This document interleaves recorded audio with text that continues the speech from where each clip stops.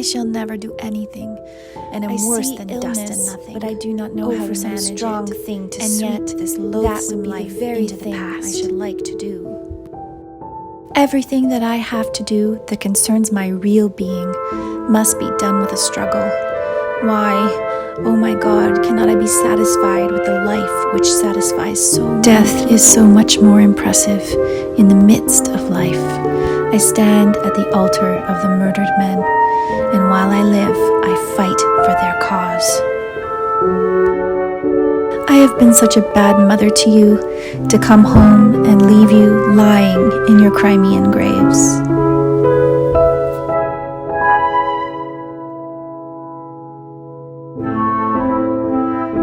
What have mother and sister ever done for me? They like my glory. The very walls of their sick rooms seem hung with their cares. The ghosts of their troubles haunt their beds. No food for our heads, no food awake, ye women, all ye that sleeps, awake. The time is come when women must do something more than the domestic hearth. The other side remains forever unknown.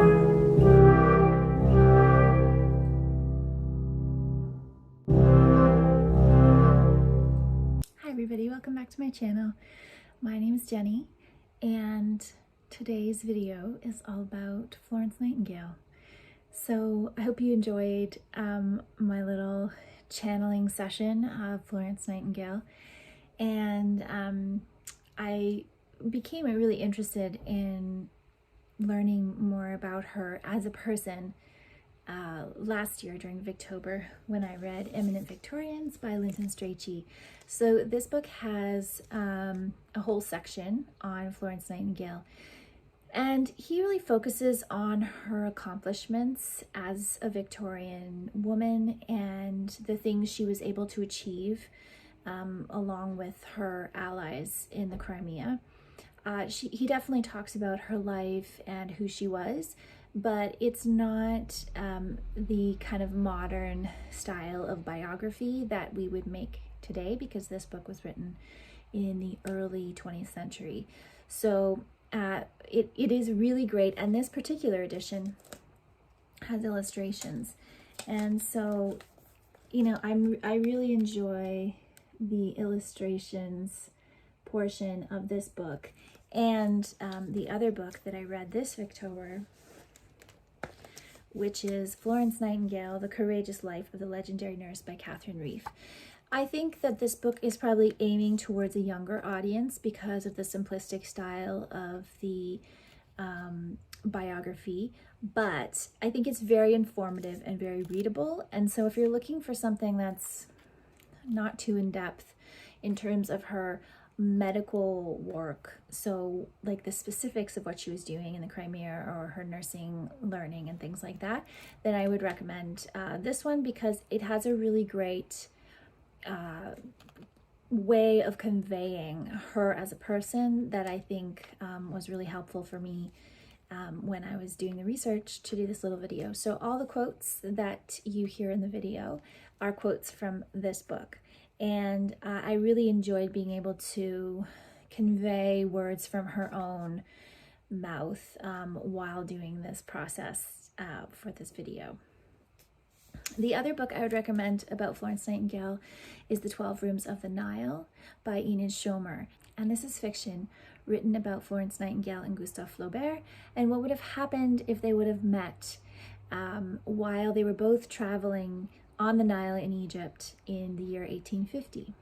And they were actually on the same boat on the way there, but they never actually crossed paths. But this book kind of speculates on what could have happened if they did cross paths, and what sort of friendship they would have developed as two people seeking their life's purpose. And so this particular moment in Florence Nightingale's life was pre the Crimea.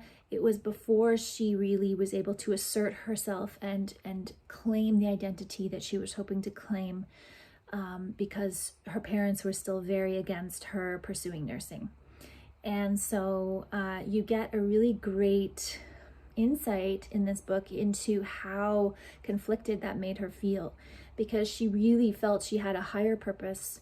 She had something more that she was being called to in the world, but she was living during the Victorian era where women of her class just did not work. They did charity work, they were mothers, they were wives, that was it. Or they were spinster daughters, and they were supposed to be content with their lot and not aspire to more. And Florence Nightingale, among many of her qualities, was a very ambitious person. She had a personal mission that she felt she had been ordained by God to have, or God kind of spoke to her and told her that she was meant to do something important. And time again, she found that taking care of people, nursing and caring for animals and people alike was a calling to her. It was something that she felt fulfilled doing. And again, she was such an anomaly of her time because she had this call to pursue something beyond what women were supposed to be pursuing during the Victorian age.